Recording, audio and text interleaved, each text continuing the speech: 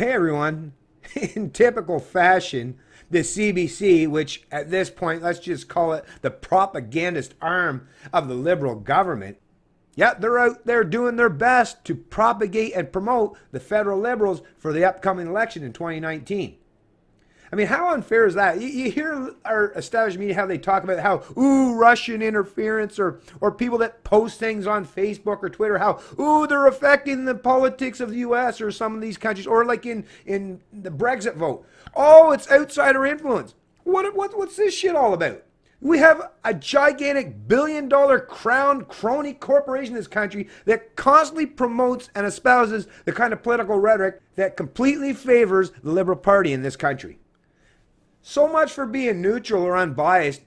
We know that's not been the case for a long time. But to see stuff like this, yeah, and wait till I get further into this article, you'll see what I'm referencing.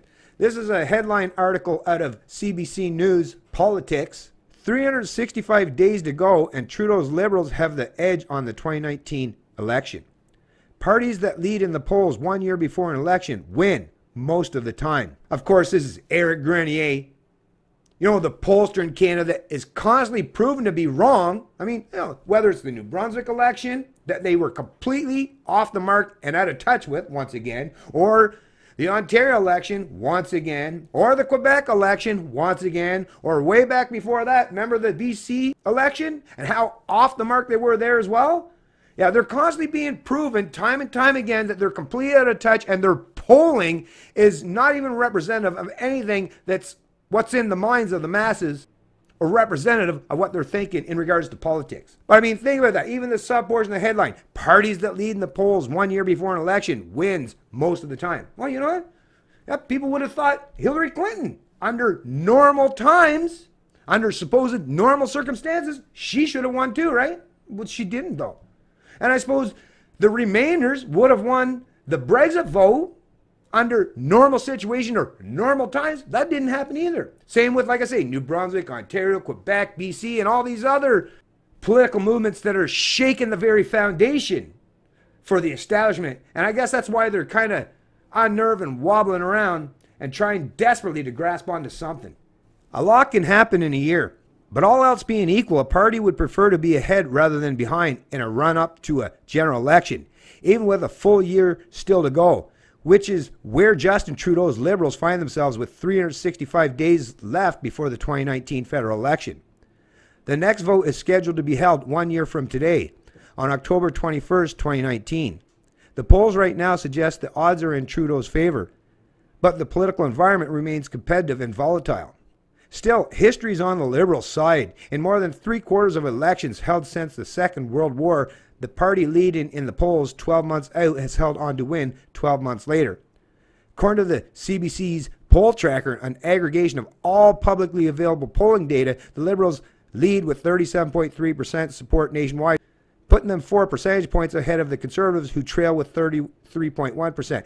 Anyways, what they're doing here, this is what they do. This polling, I mean, for the 1,000 or even if it's 2,000 people that they call, which once again, it's all about sampling, folks. And these are people that are willing to take these polls or these surveys. So think about the kind of people that are already being represented here. And they're not the kind of people that represent the general population at large. Although these polling institutions like to tell you that. And the reason why they do so is because that's how they do it. That's the political trickery that's involved. They tell you these things so that you'll think that, oh, well, I guess it seems, well, if the Liberals are going to win, well, hey, what chance would anyone else have? Well, I might as well just go vote for the Liberals. Or when they show, ooh, the Conservatives are just close behind, well, that's basically them saying right here and right now is, hey, don't vote for anyone outside of these two, because that's your only options that you have available to you, folks. If you step outside them bounds, well, you're just throwing your vote away. That's what they're really trying to do when they put on these polls. Because it's not a representation, as we've seen time and time again. It's not a genuine representation or on the pulse of the people, or what their mood is at in regards to politics or who they support. Anyways, I'm going to skip down just a little bit in this article and show you what is really concerning to me. And like I say, this kind of stuff, yeah, you know the kind of political treachery and trickery they're trying to use when they're doing stuff like this. So as you're showing, this is national trend, weighted averages. But once again, it's averaged over all these polls. And how do we know that any of these polls actually included the People's Party of Canada? There might have been one. There might have been two.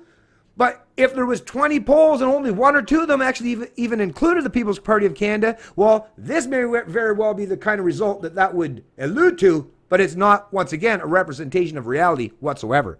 But as you can see, so you got the Liberals, the Conservatives, the NDP, the Green, and the Bloc Québécois. So once again, they're even included the Bloc Québécois, which is a Quebec party thing. But anyways, but way down here, as you see at the very bottom, in that little teeny weeny little line there that's like microscopic almost in the very bottom right-hand corner, yep, that's a representation of the people that support Maxime Bernier and the People's Party of Canada. Oh, well, we might as well just all throw our hands up in the air and give up right now and walk away. What's the point? Let's just bow our heads in defeat right now, right? Well, that's what Eric Grenier, that's what the folks at the CBC, that's what they want you to believe. But let me tell you, that's not even remotely close to the reality. Just go out and talk to people. Like I say, don't listen to these polls. Don't listen to Eric Grenier or the hacks at the CBC. Go out and talk to some real people. And then you'll get the real pulse of the nation. And you'll realize, wait a minute. No, actually, liberty is definitely on the rise in Canada. And the People's Party of Canada has a very real chance, not just to be spoilers or to split votes. No, to actually win. Yeah, that's right. I said it. Win in 2019. And with people like me, and there's a lot of us out here doing what we're going to do to help support Maxime Bernier in any way we can, yeah, you're darn right, especially after stuff like this, you better believe I want to make that a reality. Predominantly to help my fellow Canadians, to help us to actually gain some real genuine economic and social freedoms, but also so that I can rub it in the noses of these idiots, these hacks, that'll be proven once again to be completely out of touch with reality and what Canadians truly stand for. It's Canadian Libertarian, and I love liberty.